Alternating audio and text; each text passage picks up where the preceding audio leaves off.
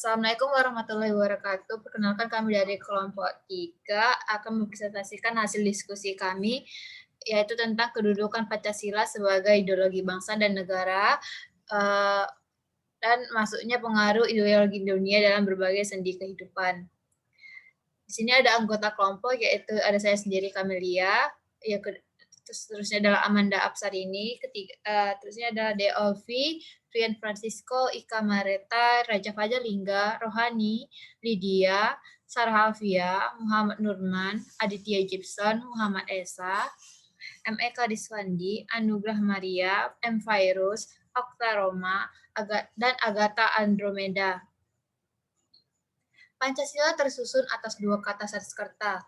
Panca berarti 5 dan sila berarti prinsip atau asas. Pancasila merupakan rumusan dan pedoman kehidupan berbangsa dan bernegara bagi seluruh rakyat Indonesia.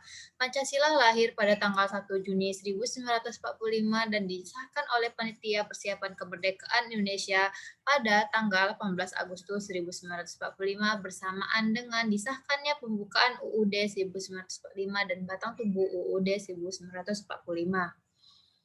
5 dasar negara tercantum di dalam pembukaan Undang-Undang Dasar 1945 alinea keempat yang berbunyi 1. Ketuhanan yang Maha Esa, 2. Kemanusiaan yang adil dan beradab, 3. Persatuan Indonesia, keempat. Kerakyatan yang dipimpin oleh hikmat kebijaksanaan dalam permusyawaratan perwakilan, 5. Keadilan sosial bagi seluruh rakyat Indonesia. Pembaruan dan perubahan bukanlah melulu bersumber dari satu sisi saja, yaitu akibat yang timbul dari dalam, melainkan bisa terjadi karena pengaruh dari luar. Terjadinya proses perubahan dalam aktualisasi nilai Pancasila tidaklah semata-mata disebabkan kemampuan dari dalam atau potensi dari Pancasila itu sendiri, melainkan suatu peristiwa yang terkait atau berelasi dengan realitas yang lainnya. Pancasila sebagai ideologi negara dalam sejarah bangsa Indonesia mengalami pasang surut dalam pelaksanaan nilai-nilai Pancasila. Soekarno adalah salah satu pencetus pemberian nama dasar negara dan sangat memahami kedudukan Pancasila sebagai ideologi negara. Dalam pemerintahannya, ideologi Pancasila ini mengalami pasang surut karena dicampur dengan ideologi komunisme dan dalam konsep Nasakom. Di masa pemerintahan Soeharto, Pancasila sebagai ideologi diletakkan pada kedudukan kuat melalui TAP MPR nomor 2 garing 1978 tentang permasyarakatan P4. Pancasila menjadi asas tunggal bagi semua organisasi politik dan organisasi masyarakat. Pada masa era reformasi, Pancasila sebagai ideologi negara mengalami pasang surut dengan ditandai beberapa hal, seperti enggannya para penyelenggara negara mewacanakan tentang Pancasila. Dengan gambaran tersebut bahwa ada aspek yang berkaitan juga tentang hakikat Pancasila sebagai ideologi negara yang memiliki 3 dimensi, yaitu 1. Dimensi realitas mengandung makna bahwa nilai-nilai dasar yang terkandung dalam dirinya bersumber dari nilai-nilai real yang hidup dalam masyarakatnya. Hal ini mengandung arti bahwa nilai-nilai Pancasila bersumber dari nilai-nilai kehidupan bangsa Indonesia, sekaligus juga berarti bahwa nilai-nilai Pancasila harus dijabarkan dalam kehidupan nyata sehari-hari, baik dalam kaitannya dengan kehidupan bermasyarakat maupun dalam segala aspek penyelenggaraan negara. Kedua, ada dimensi realitas, yaitu mengandung cita-cita yang ingin dicapai dalam berbagai bidang kehidupan bermasyarakat, berbangsa, dan bernegara. Hal ini berarti bahwa nilai-nilai dasar Pancasila mengandung adanya tujuan yang dianggap sehingga menimbulkan harapan dan optimisme serta menggugah motivasi untuk mewujudkan cita-cita. Ketiga, ada dimensi fleksibilitas, mengandung relevansi atau kekuatan yang merangsang masyarakat untuk mengembangkan pikiran-pemikiran baru tentang nilai-nilai dasar untuk terkandung di dalamnya. Dengan demikian, Pancasila sebagai ideologi bersifat terbuka karena bersifat demokratis dan mengandung dinamika internal yang mengundang dan merangsang warga negara yang meyakininya untuk mengembangkan pemikiran baru tanpa khawatir kehilangan hakikatnya. Fungsi pokok Pancasila sebagai dasar negara. Pancasila sebagai pandangan hidup memiliki pegangan dan pedoman dalam memecahkan masalah dalam gerak masyarakat yang semakin maju. Pancasila sebagai ideologi terbuka berfungsi sebagai cita-cita dan sarana pemersatu masyarakat yang dijadikan penyelesaian konflik. Pancasila sebagai karakteristik bangsa, di mana ciri khas bangsa Indonesia tercermin dalam sikap, tingkah laku, dan perbuatan yang sesuai dengan nilai Pancasila. Pancasila sebagai sumber dari segala sumber, hal ini disesuai dalam ketetapan MPR nomor 3 garing MPR garing 2000 tentang sumber hukum dan tata urutan peraturan perundang-undangan.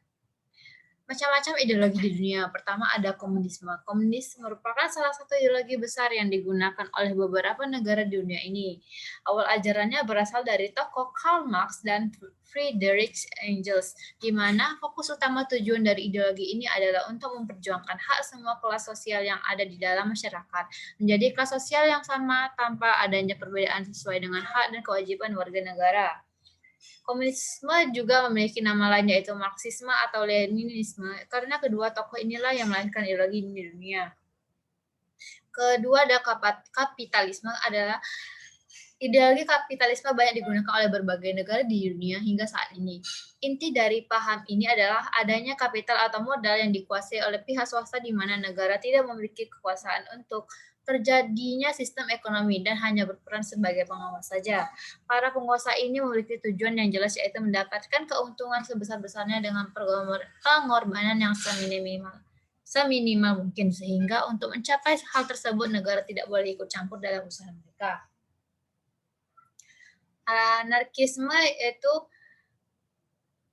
merupakan suatu buah tatanan politik di mana dianjurkan tidak perlu adanya negara dan merupakan sebuah tindakan sukarela yang mengatur dirinya sendiri. Namun ada beberapa orang yang mendefinisikan sebagai sesuatu tatanan tanpa adanya hierarki di dalamnya sehingga semuanya dianggap sama. Menurut paham anarkisme, negara mempunyai sesuatu yang tidak dibutuhkan dan dapat dijadikan gangguan. Ada liberalisme. Paham ideologi liberalisme tidak kalah terkenal dengan paham ideologi yang sudah dijelaskan di atas tadi. Liberal berarti bebas, yaitu pengaruh liberalisme percaya bahwa untuk menciptakan tatanan dunia yang bagus dan maju harus didasarkan pada kebebasan, baik kebebasan dalam pandangan politik bahkan agama, sehingga sering terjadinya penyebab tawuran. Dalam paham liberalisme ini terdapat 3 nilai pokok utama yang menjadikannya kuat, yaitu adalah life, liberty, and property.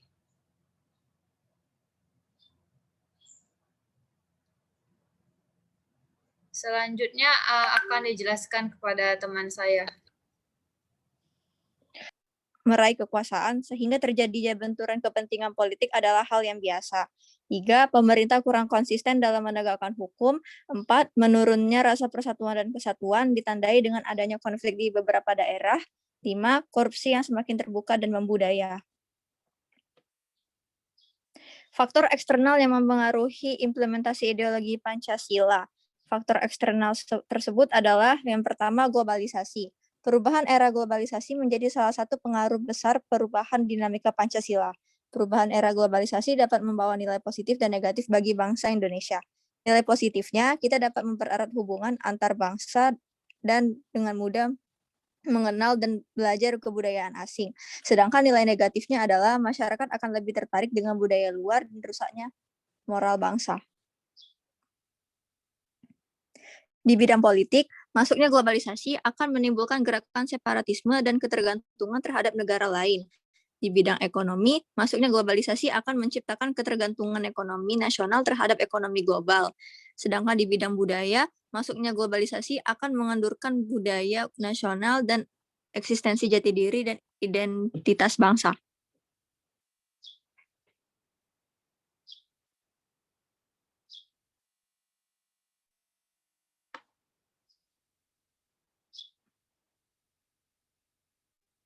Di bidang politik, masuknya globalisasi akan menimbulkan gerakan separatisme dan ketergantungan terhadap negara lain. Di bidang ekonomi, masuknya globalisasi akan menciptakan ketergantungan ekonomi nasional terhadap ekonomi global. Dan di bidang budaya, masuknya globalisasi akan mengendurkan budaya nasional dan eksistensi jati diri dan identitas bangsa. Contoh kasus Globalisasi ini ada kasus positif dan kasus negatifnya.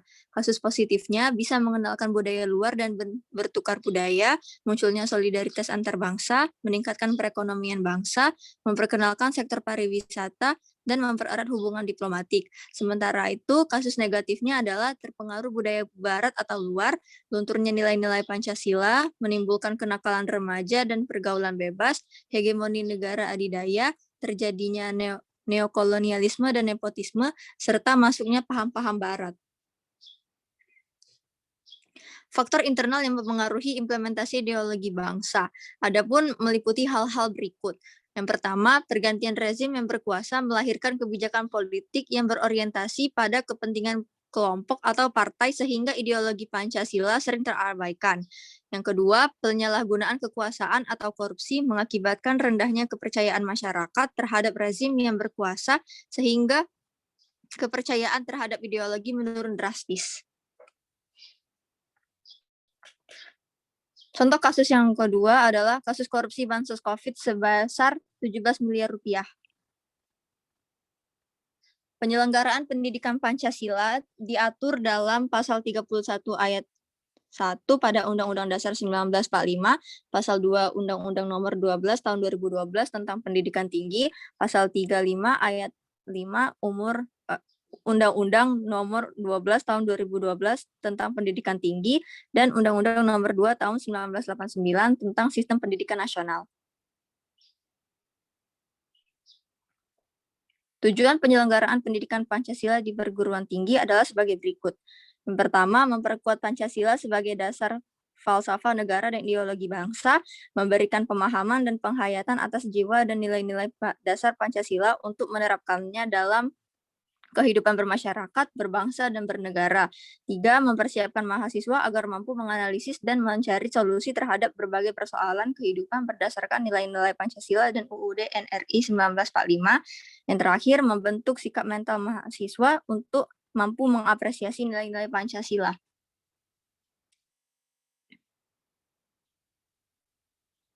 Tantangan dalam pendidikan Pancasila. Pancasila berperan sebagai dasar negara dan pandangan hidup tentunya banyak hambatan dalam mengamalkannya dan menanamkannya dengan pendidikan ke generasi penerus. Berikut adalah tantangan dan hambatan dalam pendidikan Pancasila pada masa reformasi.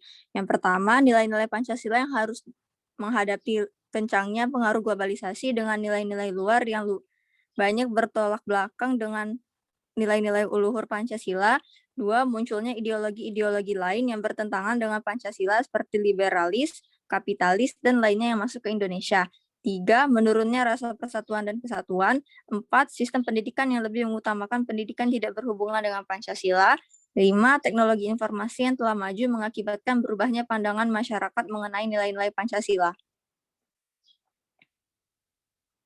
Tantangan pendidikan Pancasila di kalangan pelajar perguruan tinggi. Dalam hal pembelajaran atau pengamalan Pancasila di kalangan perguruan tinggi, terdapat tantangan dan hambatan dikarenakan kemajuan dan semakin berkembangnya teknologi dan informasi. Berikut tantangan dan hambatan dalam pendidikan Pancasila di kalangan pelajar perguruan tinggi dalam era reformasi. Pertama, kemajuan teknologi yang menyebabkan mahasiswa hanya mementingkan kepentingan sendiri daripada kepentingan bersama. 2. Kurangnya pengetahuan Pancasila di perguruan tinggi. 3. Sikap dan perilaku mahasiswa yang sudah menyimpang dari nilai-nilai Pancasila.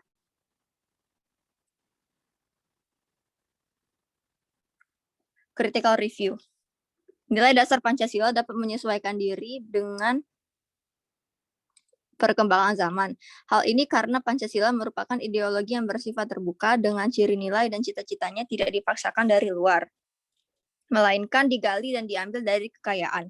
Pancasila sebagai dasar negara lahir dan berkembang melalui suatu proses yang cukup panjang. Pada tahun 2004 sampai sekarang, berkembang gerakan para akademisi dan pemerhati serta pecinta Pancasila yang kembali menyuarakan Pancasila sebagai dasar negara melalui berbagai kegiatan, seminar, dan kongres.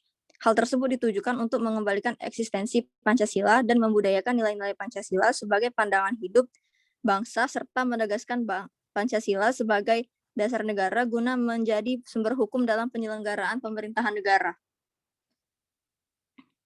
Solusi yang dilakukan sebagai mahasiswa. Sebagai seorang mahasiswa yang memiliki peran sebagai agent of change dan social control, Mahasiswa harus dapat menerapkan dan menjalankan Pancasila sebagai pedoman hidup di dalam masyarakat dan kehidupan akademik.